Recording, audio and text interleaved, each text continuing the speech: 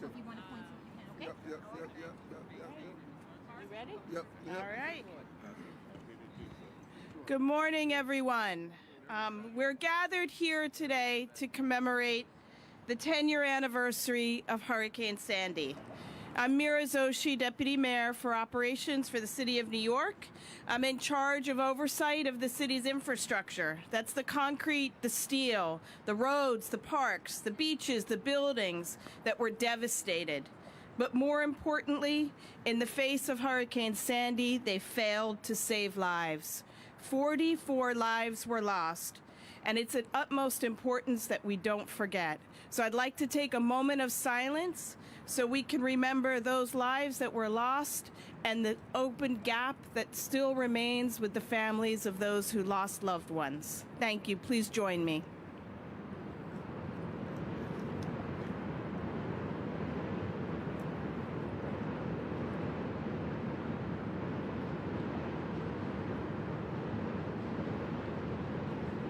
The devastation of Hurricane Sandy was of a scale never seen before. 70% of our land was flooded, 2.5 million residents without power, $19 billion of damages and economic loss, 9,000 homes ruined, and 44 lives lost. New Yorkers showed resilience in the days after the aftermath. They helped each other.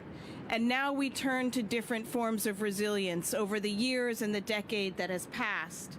Long-term coastal resilience, stormwater sewer expansion, elevating hospitals, stopping emissions from our buildings and reducing emissions. And now we celebrate today the continuation of that resiliency work. And we've had many partners along that journey. I want to call out a few of them that are here with us today. Senator Leroy Comrie, City Council Member Christopher Marte, City Council Member Julia Menon, U.S. Congressman Gerald Nadler, State Senator Leroy Comrie, your name was twice on my list. I think that means you're doubly important. Yeah. Queensborough President Donovan Richards. I don't know if he's here, but I want to recognize him. City Council Member Carlina Rivera, City Council Member Keith Powers, Public Advocate Jamani Williams. And I also want to recognize a few organizations that have been pivotal to the resiliency work the city's undertaken. Partnership for New York City and Kathy Wild, the RPA, Battery Park City Authority, and the Downtown Alliance. Now I'd like to turn the microphone over to Trevor Holland, who will give his personal account of the struggles and the aftermath and the devastation and the work afterwards from Hurricane Sandy. Thank you, Trevor. Hey, Trevor. Thank you for that introduction. As she said, my name is Trevor Holland, and I'm the president of the Two Bridges Tower Resident Association. I actually live in that tan building right behind us, and I've lived there for the past 25 years. I'd like to thank and welcome everyone to my neighborhood. Nearly 10 years ago to this date, I stood here watching the East River breach the water's edge. It was a frightful day, but it also made me realize our vulnerability and that we live on an island. Superstorm Sandy ravaged this community. The storm decimated my building. We were without power, elevators, and critical supplies for months. But we were not down. This diverse working-class neighborhood of Two Bridges showed our true resilience, with neighbors and families alike supporting and helping each other through difficult times. Our advocacy for storm and coastal protection has led us to this point. This path has been challenging, but we are elated to see this historic investment from New York City and the federal government of over $500 million. For many years, neighborhoods like Two Bridges, which is an environmental justice area, were traditionally underserved and underinvested, especially with respects to infrastructure projects. Flood protection projects in tight urban constraints are difficult. But through many, many community meetings and with ongoing community engagement, we are able to stand here today knowing that upon completion, Two Bridges will be protected and fully resilient. This project will not only add neighborhood amenities, but will preserve our waterfront connection and our views to the waterfront. This groundbreaking is not just a celebration of this community, it is indicative of the city's overall response to resilience, which is unmatched in the United States. Thank you.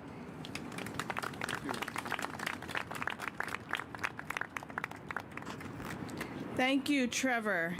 I'd like to now pass the microphone over to our mayor, Eric Adams, who continues to get stuff done to make our city the most resilient in the nation. Thank you. Thank you, Mayor.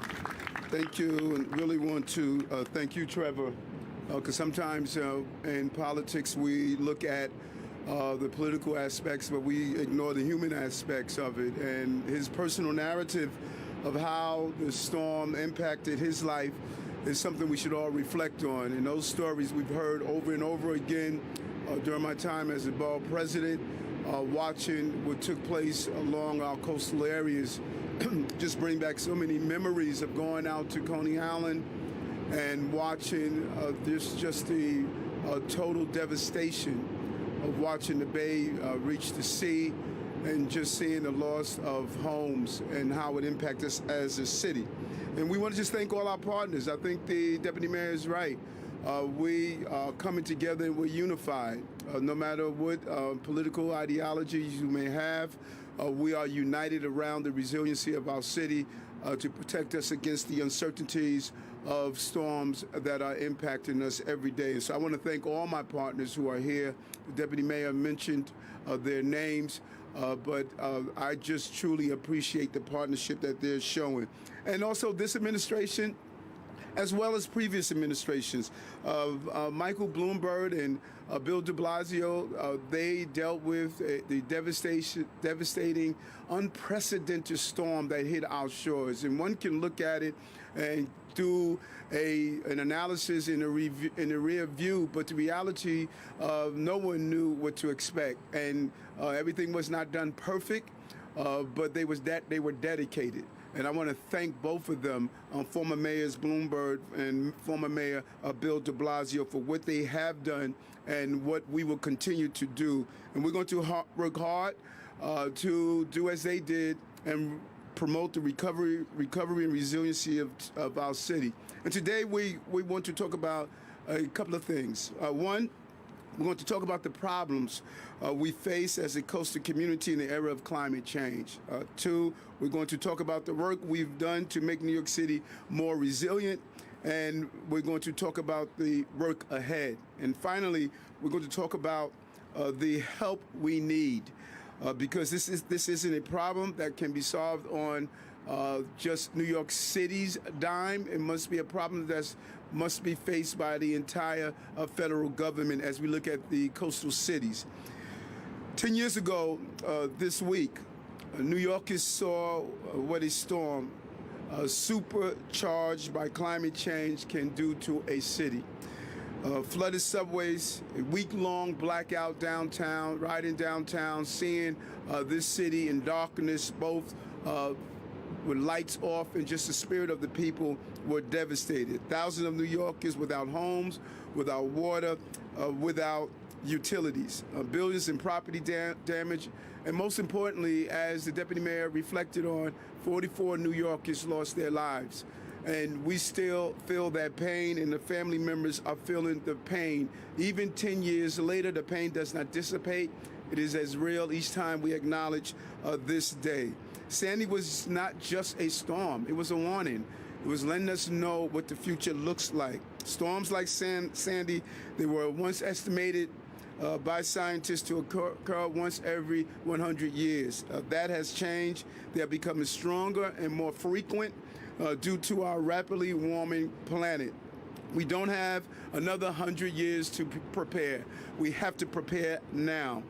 Climate change is here, it's clear, and it is a present danger. And we're going to do everything we can to prepare our city and to protect New Yorkers. We know that another storm could hit New York City at any time, and it's something we must be ready for, and we must be ready now. And every day going forward, that preparation must continue to grow. That's why New York City has embarked on the single largest urban climate adaptation project in the country along our waterfront and just north of here. And to build on that, the Brooklyn Bridge, Montgomery Coastal Resiliency Project, which will exist right where we are standing. We'll be breaking ground on this in just a few moments, but this is how serious and how committed we are. Once this is in place, movable flood walls will protect the Two Bridges neighborhood of Manhattan when needed, while continuing to preserve views and access to the waterfront when they are not being utilized. We understand that we will not be imprisoned to the storm, but we must be prepared for the storm. We're also announcing a new initiative, Climate Strong Communities, a new citywide climate strategy that will boost resiliency efforts throughout the 5 boroughs, especially in high-need areas that historically face deeper impact as a result of climate change. Equity and environmental justice are essential to our climate strategy. For far too long, communities have been left behind based on their zip code and based on their economics. The Climate Strong Community Initiative will lead to model projects that protect these neighborhoods and can be replicated across the entire 5 boroughs. Kizzy will talk about these efforts in just a moment. These efforts represent just some of the work we are doing all over the city to protect New Yorkers from the next superstorm. Just yesterday, our Department of Parks announced they've completed 100 Sandy-related capital projects, from boardwalk renovation to the replacement of 10,000 trees lost in the storm, installing floodgates at Asa Levy Park, and launched FloodNet, which now has over 30 flood sensors citywide. But even as we continue to rebuild and recover from Sandy, we're working to build up new defenses in this new era. I want to point out, we are creating an entirely new class of infrastructure to protect our city. These infrastructure projects, like the East Side Coastal Resiliency Project, we unveiled earlier this year, are complex, ambitious, and unparalleled in any other American city. Many of our other resiliency projects remain in various stages of completion. This kind of work is generational, and it involves significant long-term planning and needs regular and reliable resiliency funding. Every year, the federal government directs regular funding into items like highways and transit. We need the same for resiliency projects. It must be built into the capital plan for the national and federal government. A dedicated, reliable stream that the entire country can tap into. We need the federal government to help shore up these resources, because we have at least $8.5 billion in critical coastal protection projects we need to complete. It will cost more to bail out New York City than to protect it. Let's think in advance, let's act in advance, let's build in advance. For every $1 spent preparing for natural disasters, we save $6. We'll spend picking up the pieces afterwards. So I'll say it again. We need regular, reliable resiliency funding to bolster our defenses, prevent damage, and save lives and money. We also need the federal government to take other measures to ensure cities better prepared. Projects should not be held up because of FEMA's funding caps or any other bureaucratic reason. We need to get out of the way of getting this work done immediately. That is why I'm also asking for our partners on the federal level to increase the maximum amount of funding allowed for projects under FEMA's Building Resiliency Infrastructure and Communities program. No one has been a better partner for us than Congressman Nadler, who joined us. And we want to thank you, Congressman, for your partnership and your work in this area. The resiliency efforts work must continue and be in place when we need it. Hurricane Sandy damaged thousands of homes, as the numbers were indicated by the deputy mayor. We know the loss was so significant. We cannot afford to have another Sandy-type damage happen to this city. Our state partners can help as well by granting progressive design build authorization. We're working closely with our partners, as always, and the significant leader in this area, and I guess that's why your name was mentioned twice. You know, Senator Leroy Comrie has been just forward-thinking in this area, and we want to thank him. State law currently does not permit us to sign with contractors until the design of a project is complete. Progressive design build would allow us to cut through the red tape and hire and work with contractors from the beginning, making bigger projects more faster and more cost efficient. Senator Comrie legislation will advance this concept. We need to get it passed, and we need to make sure he gets the support he needs to get this done. The administration, however, is not waiting to take action. We are working on all fronts to protect our city and prevent future tragedies. Just a few days ago, the administration celebrated the announcement of more than a dozen initial recommendations.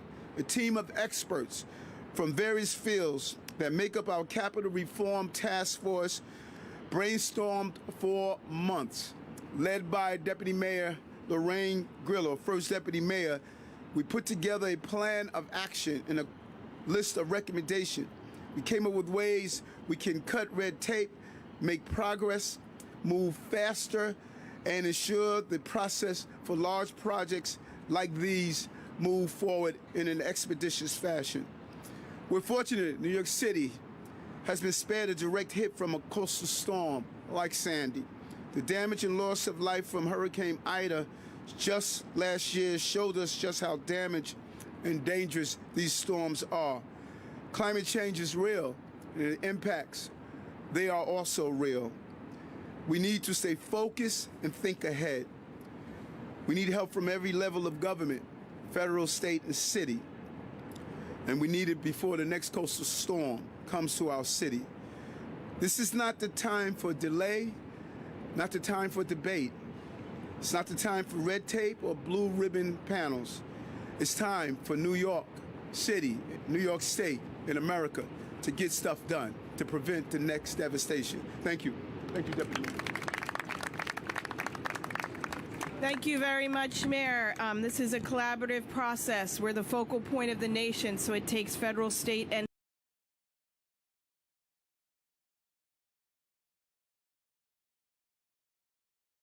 Executive Director of the Mayor's Office of Climate and Environmental Justice, a New Yorker who has dedicated her life to ensuring that all New Yorkers stay safe in the face of our climate crisis.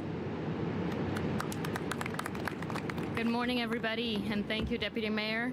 10 years ago today, as you've heard, Hurricane Sandy really devastated our city. It really was a wake-up call for how vulnerable our city is to coastal storms, and a reminder that not all communities are impacted equally or have the ability to recover as quickly as others. In the years following Sandy, we that are gathered here today, our agency partners, our state and federal government partners, community groups, and the scientific community have made tremendous efforts to make sure that our city is safer and more prepared, not only for the next coastal storm, but for all the risks that our changing climate is bringing to our city. Projects like the one we're breaking ground on today, BMCR for short, are incredible feats of engineering. New York's neighborhood-scale coastal protection projects are an entirely new class of infrastructure and among the largest and most ambitious and technically complex coastal infrastructure projects in the entire world.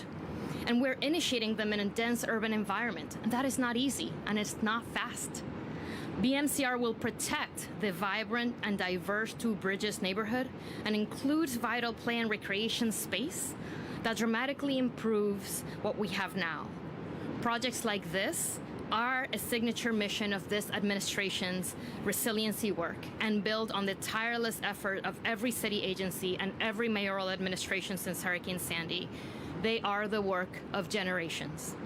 But there are many tools in our toolbox to confront climate change, and we must use all of them. Climate resiliency is more than flood walls. We need to invest and plan projects that keep New Yorkers safe from all types of climate impacts. We need projects that protect people in the near term, and that are tailored to meet community needs and community wants. Projects that focus on environmental quality today. This is why we are launching Climate Strong Communities. It is the next generation of adaptation planning for New York City.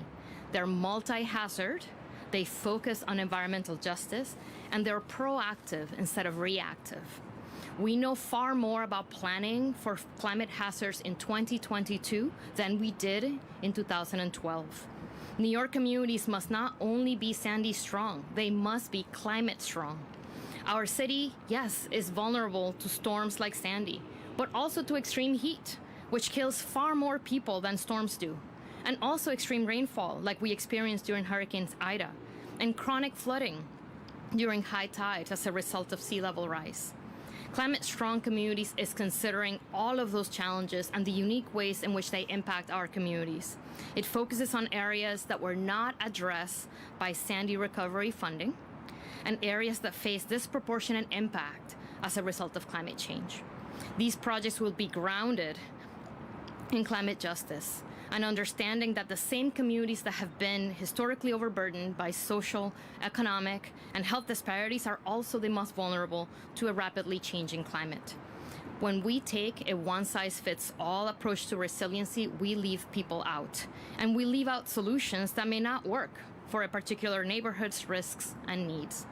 This is why, as we design these projects, we will be thoughtfully engaging with communities. It won't be top-down. We commit to collaborate with them to find the solutions that they want to see and that will protect them. We will do this for the years ahead and for the months and the weeks and the days. Finally, again, Climate Strong Communities is proactive. The federal government is releasing billions of dollars in Infrastructure Investment and Jobs Act and the Inflation Reduction Act, yes. And Climate Strong Communities is specifically designed to unlock that money. We have to be ready when those rules come out. So when Hurricane Sandy roared through our city, causing this tragic loss of life and devastation of our homes, our hospitals, our neighborhoods, businesses, and infrastructure, we were forced to be reactive. With Climate Strong Communities, New Yorkers is about becoming proactive, taking our city into the future, making sure that future generations will be able to continue to call New York City our home. Thank you. Thank you. Thank you very much, Kizzy. As the mayor noted, we need federal formula dollars because resiliency work is infrastructure and it's reoccurring infrastructure. The need is not going away and it's getting more important every day. Kizzy noted what we can do as a city to ensure that we're poised to leverage all the competitive grant money that's out there by designing resiliency projects throughout the city beyond the Sandy footprint. And now I'd like to welcome Senator Comrie, who can describe the tools the state is able to provide the city so that we can get these projects up and running quickly, given what we know is an extremely complex construction environment, which is New York City. Thank you.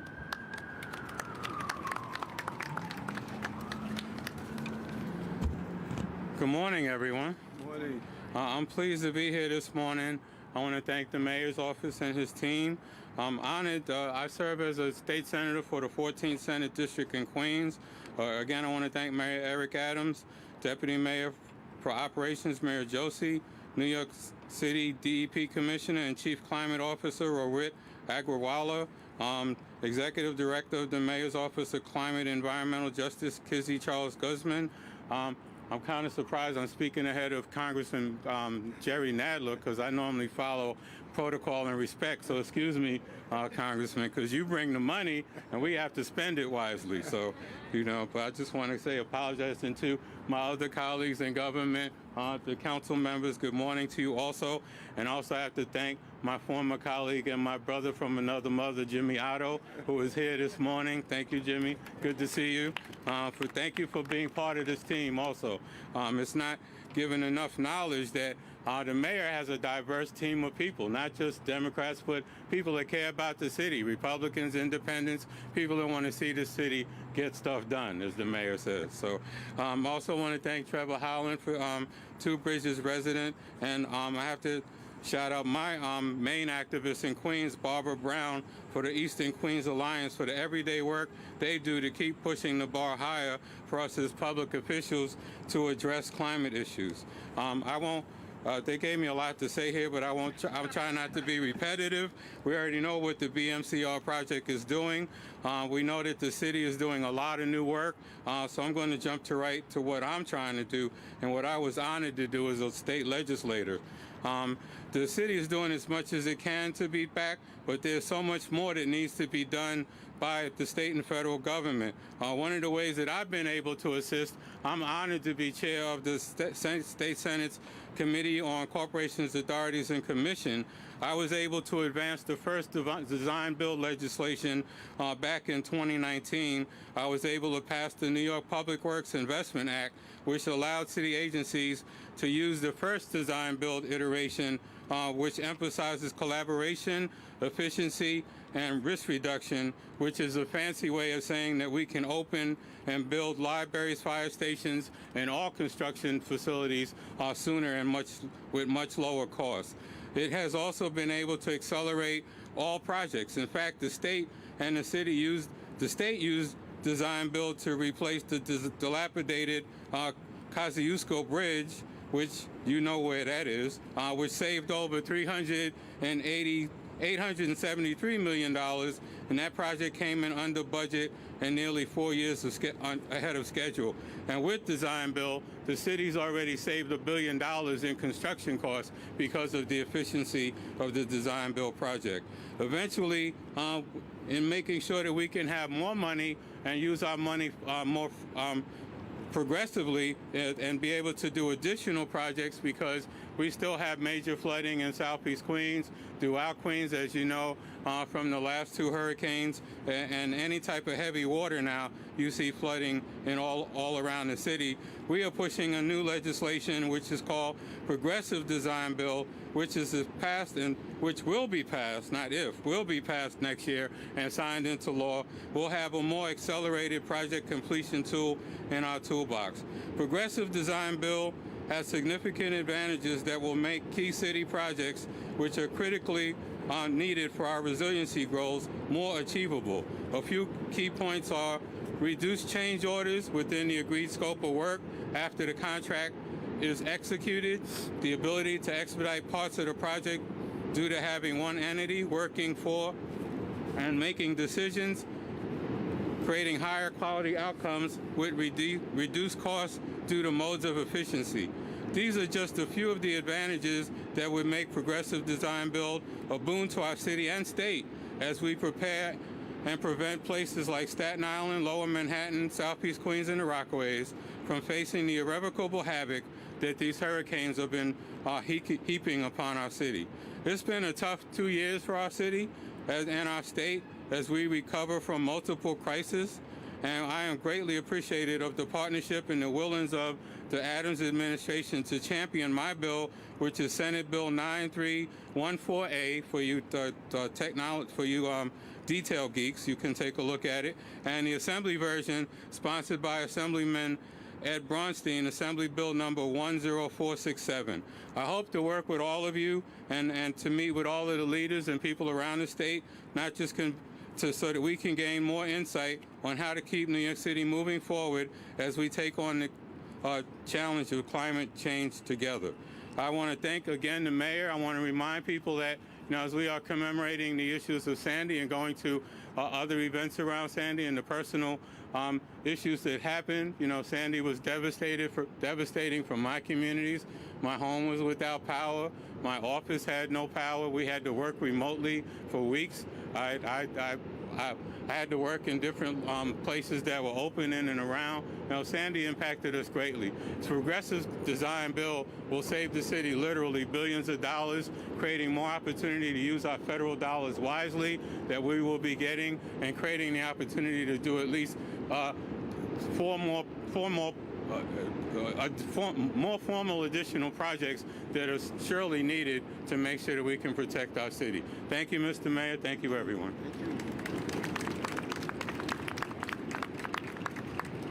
Thank Thank you, Senator Comrie.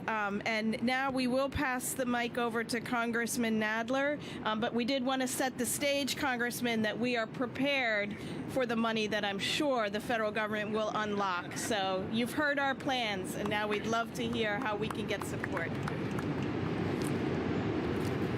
Well, thank you very much. There is no threat more existential to the future of New York City or the world than that posed by the climate crisis. Superstorm Sandy showed that 10 years ago here in New York City.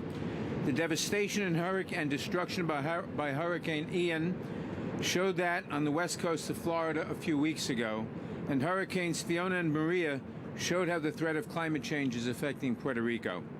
And the lesson that we must all learn is that we must act and make our city more resilient to handle not just hurricanes, but rising sea levels too. As Dean of the New York Congressional Delegation, I have advocated and fought for recovery aid for New York City. I'm proud that Congress allocated $50 billion after Superstorm Sandy, with about $17 billion coming directly to New York City. As I mentioned, I've long advocated for desperately needed resiliency measures to be implemented after Superstorm Sandy. And today's announcement on the 10th anniversary of that devastating storm is an important step in protecting New York City from future storms. As we enter the construction, design, and engineering phase of many of these projects, I look forward to working with our federal, city, and state partners to make our waterfront resilient and continuing to engage in robust dialogue with community members to make sure their needs are met. And finally, I want to thank Mayor Adams and his administration for continuing this important work and making these projects a priority. And I can only say I will continue to do everything in my power to see that the funding necessary is there. Thank you very much. Thank you, Congressmember Nadler, and we truly appreciate your advocacy. We will now turn over to on-topic question and answers.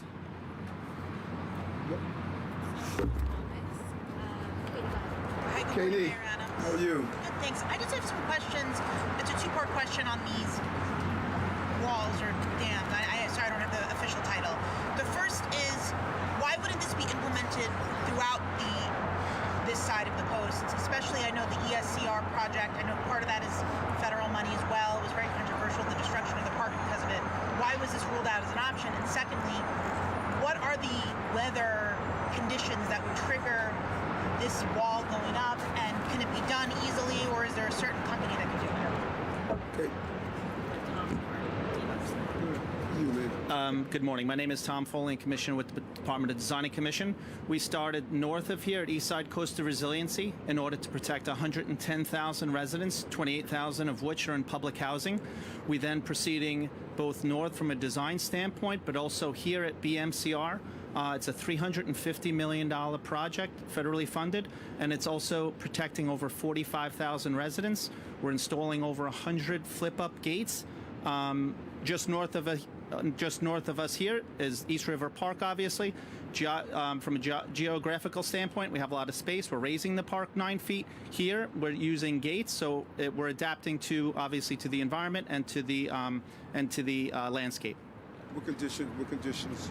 And what would trigger this? Trigger it. Can it all be done internal, can it be done by DEC, or is there like a third party that would be required to put those? So as far as from an emergency response is going to be handled both with emergency response with Zach and his team, and also Commissioner Rodriguez and DOT.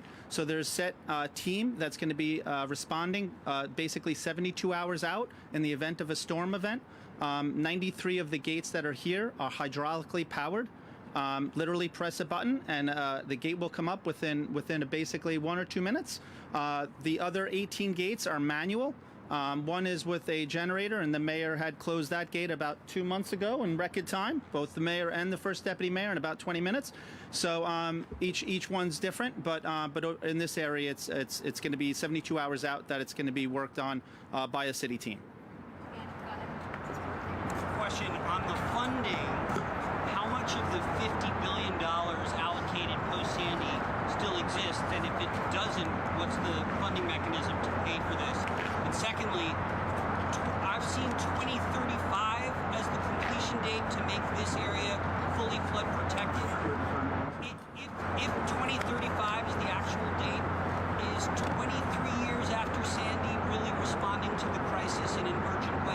Yeah. Okay. First, we'll get the funding if you have that, Tom. Okay, we'll get that funding information. But I noticed you were a little late. I know it's your birthday, so you may have been hanging out late. If you're gonna hang out with the boys, you got to get up with the men. You know the rule. You know the rule. So happy birthday to you. You know, these are complex, unprecedented projects. And when you're building something of this magnitude, I know 72% of the money has been spent. I think 27% is still remaining. I think Brad gave a good report. We're going to look at some of those recommendations. But these projects have never been built before. And so we don't want to move at a rapid pace just to say, okay, we spent the money. No, we have to get it right. We have to get it right. What we're doing here is going to set the course for other municipalities with coastal cities. And so, you know, there's always a desire to say we're going to just spend all the money that was allocated. The previous administrations, they did the right thing by getting it right. We're going to get it right. And that 27% that's remaining, those projects have been identified, but it's about making sure these projects are done correctly. Good morning, Mr. How are you Mayor. doing? Okay, how are you? Good. How tall are these walls, and where are they when they're not in use? Like, do they come up out of the water? Do they come up out of the ground? So yes, the walls will be 9 feet high. They'll be actually recessed, so 99% of the time they will provide the views and the access to the residents and to the community. And just to go back as far as the question from the birthday boy, the project will be complete by 2026, both here and also at Eastside Coastal Resiliency. So $2 billion worth of work. We're currently on budget and on schedule. Who presses the button to make them go up? Well, I would say the mayor. I don't want to put him on the spot, but by a dedicated city team that's going to be adapting for that's already collected and going through exercises as far as the from a resiliency standpoint, storm events. Hi, Mayor. How are you? What's up, Steve? Good to see you. You mentioned in your remarks that this is not a time for debate. I'm sure that council members behind you can tell you that these are often very contentious projects. How do you balance the need for community buy-in with the urgency that climate change demands? I know Councilwoman Rivera and we were at the Coastal Gate together. She's from the previous administration. She served previously. Having someone with the insight that she brings, understanding that a lot of her district is around coastal areas, and I think that experience is going to help. You know, good, healthy dialogue, we believe is important. But we should not get in the way of something that we all agree that we need to protect our coastal areas. And when you look behind us from Julie Menon and others, we have really received some good support that we are in alignment on making sure we get this right. And we all understand the urgency of this moment. Hey, Mr. Mayor. God, man. How's it going? How are you? I'm all right. Those two beautiful children, they got their looks from their mom. I told her that. She liked that. She liked that report.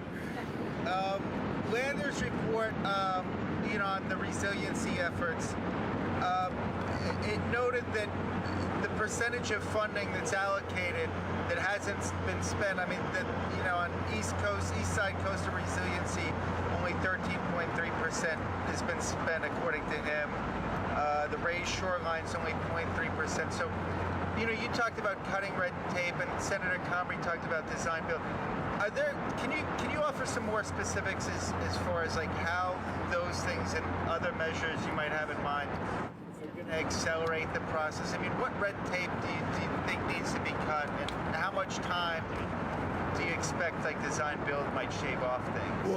Well, Leroy, you may want to talk about design build, but part of we want to be clear that, and Leroy can go into the importance of his build, but what we need to wrap our heads around is the complexity of these projects.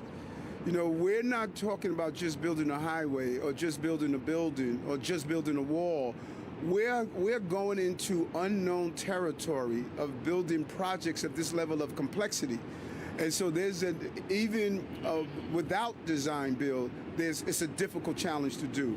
And design build is going to take away some of the historical bureaucracy that gets in the way and let us work directly with the contractor. But Leroy, this is your bill. I can also speak quickly to the pace of spending. These are complex design projects, so design does occupy a large portion of the time period to get to a final built product, but it's actually the cheapest part. The heaviest spend part is at the end with construction. So as we get into construction, the pace of spending accelerates tremendously. Design is the most complex, but it's where the least amount of money is spent. If you look at something like progressive design build, you can see how that can cut that timeline down. Progressive design build says the contractor and the owner, which is the city, rip up the street together, look in there, and decide what the scope is together. And that is something that's not done. It's now currently being used by Battery Park City for them to build their resiliency wall, and it's the kind of tool that would make building our resiliency walls and all of our coastal resiliency much quicker, because we could combine that scoping and design, collapse it into one by both being able to see, because Lord knows what's underneath our streets when we rip them up. It's spaghetti. So we need to be able to do that with information as we scope out these projects. And I want to turn it over to Senator Comrie, who can speak to the efficiency and savings of progressive design build. Thank you, Deputy Mayor. She pretty much laid it out. The beauty of design build and progressive design build is it allows all the parties to be together and unified before they come up with a final bid on the project.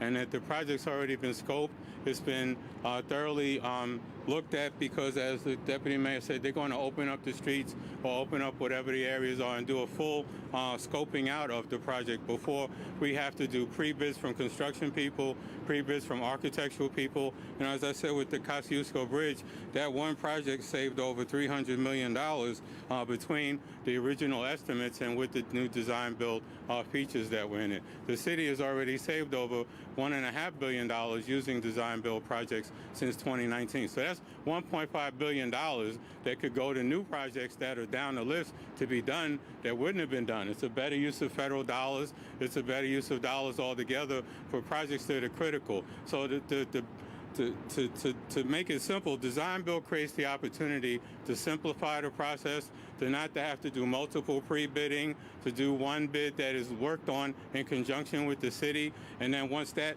I'm not saying the technical terms right because there's a pre-bid word, the EQA, I forget what there's a pre-scoping thing that goes out.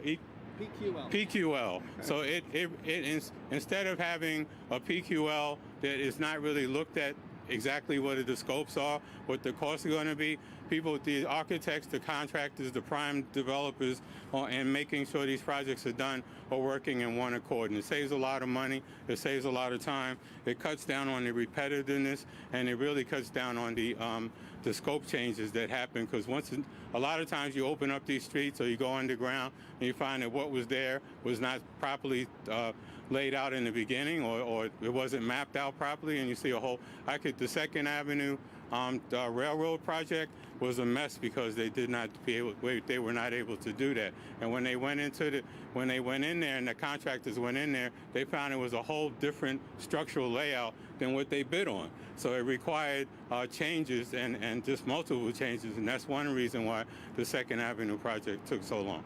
Thank you.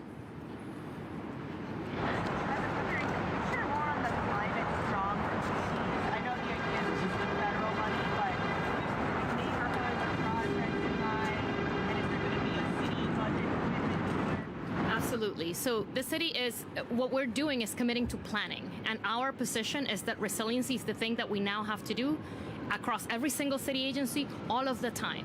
So all of the capital dollars, all of the capital budgets for every agency, the question is, how do they help advance the resiliency of New Yorkers, right? So it's not any one agency's job. And so when we're talking about climate strong communities is about really identifying the cities into its typologies. And that's a wonky way of saying that the thing that is protective of a coastal community might not be at all the right solution for an inland community, one that experiences tidal flooding, for example, or one that experiences extreme heat. And so the challenges are different community by community, and what we need to do is have projects in the pipeline at the design stage. You just heard the Deputy Mayor say that design process is what takes a very long time. We want to do it with communities rather than prescribe where we're putting our new investments, right? So we want to have projects in a pipeline so that when the state funding opens up, pretend from the Bond Act that is up for voters this election cycle, right, in the back of your ballot, when that opens up, when the federal funding opens up, we have projects ready to go, whether it is planting trees in a targeted manner, expanding our sewer system, or expanding our number of bioswales in communities that experience stormwater issues, or restoring our wetlands, right? Which again, they are the first line of protection for those fence line communities. So everything related to our green infrastructure, our natural infrastructure systems, it's supposed to complement and supplement the gray infrastructure that you're seeing around here. A wall is not appropriate everywhere. It also takes a long time. We want to make sure that we have short-term, medium-term, protective approaches for every community so that they're able to not only enjoy the environmental quality of life they deserve today, but also be safer from the hazards that are coming their way. Is there like a time you want to identify those projects? We have. So we are launching, and what we've done, we've released Adapt NY today. It's on our website. What it does is it helps to map the city according to its climate risk. It is, again, a multi-hazard approach to thinking about climate risk, not just coastal storms. And we're able to see the city's typologies, the flats, the fence line, right? The heights, and you can see the different challenges. So what we're trying to do is identify the projects that we have already in the capital process and try to think about that delta. How do we make these things more resilient, right? And so those communities, as the funding trickles on, we will continue that planning process with communities to ensure that we're funding that delta, right? We don't want to build a greenway. We want an elevated greenway where it makes sense. That kind of thinking. Resilience is in everything that we must do for the future. Lee, how are you? The wall that's going to go here, how long will that stretch? And I'm by no means a marine expert, but water's going to go somewhere. So while you may solve the problem here, are you then going to see Dumbo flooded or down island? It's got to go somewhere, right? Yes. You got a question? It's the science here. A little science? Yes, yes. All right, let me put my science. Yes, so I think the first question was as far as the length. It's actually going from Montgomery, which is north of here, which is the southern end of East Side Coastal Resiliency, Project Area 1, and then it's going towards Brooklyn Bridge, so that's why it's called BMCR, 0.6 miles. The total between this and the other is basically almost 3 miles of protection, and it is everything is designed. Amazing in-house design team here that's present. Everything is then compartmentalized as far as each segment has the flood protections, but then obviously in its entirety it will be 2026, and that is almost 3 miles of flood protection. So the question was, yeah, so after, I got you. So when it's built, it's going to prevent water from coming in. Where's that water going to be displaced to other areas? That's the question. It's going to be displaced. Well, that just, I mean, you're also working within the existing elevations that are in so there's also work that's happening south of here, as the Deputy Mayor had said, in Battery Park City Authority. There'll also be future resiliency projects in Lower Manhattan. We're also in the designs of over at Red Hook, which is a very low-lying area in Brooklyn. So the city is looking at all the work within the 5 boroughs, not only the resiliency, but also green infrastructure and other things that Kizzy had mentioned. Yeah. 2 quick ones. And the first may be for you, I'm not sure. What contingency plans are in place in case the hydraulic gates, for whatever reason, heaven forbid, don't go up? You're saying if the water goes over the 9 feet? That's actually worthwhile. I would say run. I mean, you know, right. ideally, they work perfectly. Right. 72 So hours. you're saying if the gate doesn't open, okay. It'll be manual. Yeah. So it's dual. If it's, we can push the button, but if that doesn't operate, you and I are gonna have to do the manual role of getting it open. So it's manual and hydraulic. Okay. You also mentioned Battery Park City. The residents at near Wagner Park have been asking the state to put a pause on it because they don't like the height raising and have other issues. Can you just respond to their concerns and talk about efforts to ensure that even on this side, in the wake, no pun intended, of this project, ensuring that the community has full buy-in? I'm sorry, what, the last part, the what? Just similar to the Wagner Park issues in Battery Park City, what efforts are just being made to ensure that residents for this property on this side? And it's, you know, it's there will be slight concerns that are raised by residents. You know, I love the waterfront also. There's going to be some give and take here. And as Kizzy stated, it's about engaging communities. And it's about sharing, you know, so we're not building a wall of 9 feet that's going to remain in place all the time. It is recessed until it is needed. And I think everyday New Yorkers understand the goal is to be proactive and be prepared and make sure that we both continue our waterfront views, continue the beauty of our parks, but also to deal with that destruction that we witness close down our parks, close down our communities, it close down our cities, and it costs us billions of dollars. So there's a give and take here, and many of us are willing to live up to that give and take. Why don't we do a few off topics before I bounce, you know? Look, as soon as I say off topic, you see them? Okay, thank you all. We'll do the groundbreaking.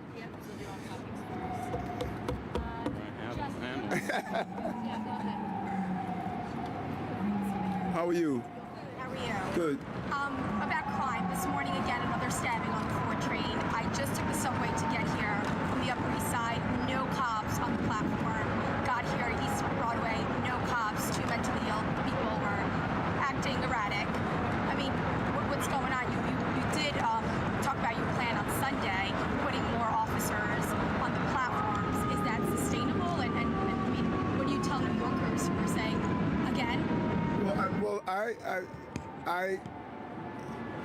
You mentioned the stabbing. I was briefed this morning. It was at, I think, the Brooklyn Bridge or Chambers Street Station.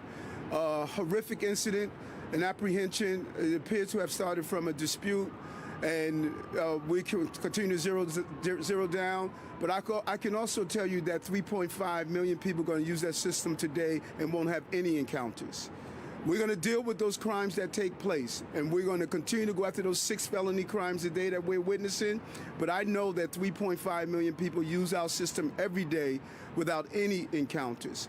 That's the combination. Those type of incidents are impacting people feeling unsafe. I was on the system throughout this entire last few days since the announcement. I saw the police officers, I saw K9, I saw the trains making announcements when they were at precinct, at district offices. I saw them making announcements when police officers got on the train. I saw our mental health professionals doing their job. I walked through the system to see where are the cops. They're there. Are they at every station in the city every day? No, we have the most complex transit system probably on the globe. But we're strategically placing those officers during the ridership times, during where we see the crimes are taking place. We're properly deploying, and I see a complete all hands on deck. This morning I was briefed on those mental health professionals that are part of the operation. This was a terrible incident, and the police did their job of making the apprehension. And that innocent person that was there, that was, from my understanding, trying to stop the dispute, I'm going to reach out to him. But clearly, we're going to zero crimes on our subway system. That is our fight that we're pushing for. But I want to be clear on this. The last time we had a passenger count that we can truly analyze was 2019. Index crimes in the subway system right now, this year, 2022, are lower than 2019, 2018, 2017, in the last 10 years. The index crimes right now are lower than what it was when we were having those train rides. So we are going to continue to have those 1,000 new cops, 750,000 station inspections, 5,000 officers arrests that were made, 19,000 injections. Those officers are working. They're doing their job, and we're going to continue to the next level of dealing with issues like this.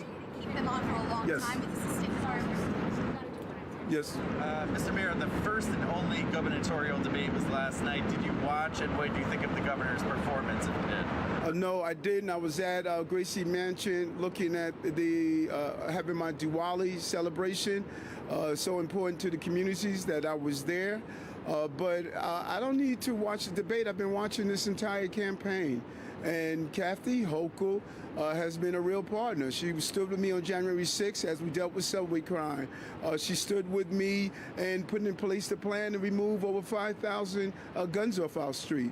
I think that the congressman had a good opportunity to show how forceful he was on guns by signing a gun bill. That was important to New York. Kathy Hochul is a partner. She's the best person for as a governor in the state, and I think New Yorkers are happy to see the partnership that we have developed, and we're working together on these important issues. Hi, Mr. Mayor. How are you doing? Good.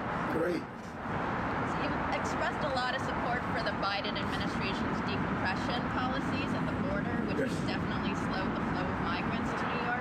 But they also rely on the expansion of a Trump-era immigration policy called Title 42, which just denies asylum to Venezuelans fleeing poverty and violence. Do you support that reliance on Title 42? I think the conversation on how we have a national immigration policy is going to take place with the senators, Congress, and the White House. It's not going to take place with the mayors. My job is to deal with the influx that we experienced. Two weeks ago, I clearly laid out to New Yorkers what we were dealing with, what we did in response, what we are doing now, and what we needed from the White House. The White House heard us. We needed a decompression strategy. They put it in place. We went from 10, 8, 9, 10 buses a day. I think the governor of the mayor of El Paso called and said he's not sending any more buses because of that strategy. We received, I think, one bus yesterday. Clearly, the decompression strategy is helping New York City, Washington, and Chicago. We were receiving the brunt of those buses in the northern part of the country, and I believe figuring out a real national policy on immigration needs to be done. We cannot allow people to come into the country with proper vetting. We need to make sure that we are using the right methods to solve this problem at the source. And then those who come here, I believe the 2,400 will be allowed at a period of time.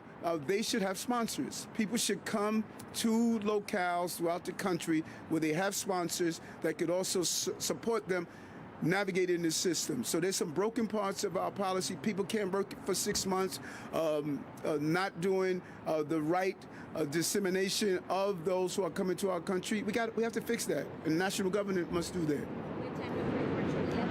How are you, Juliet? All right. Good. Thank you. So my question, is the city seeing a rise in flu, COVID, and RSV cases, and is there concern going into the winter months?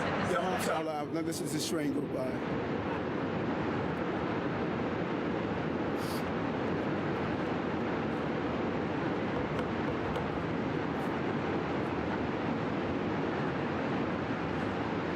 It's a long train.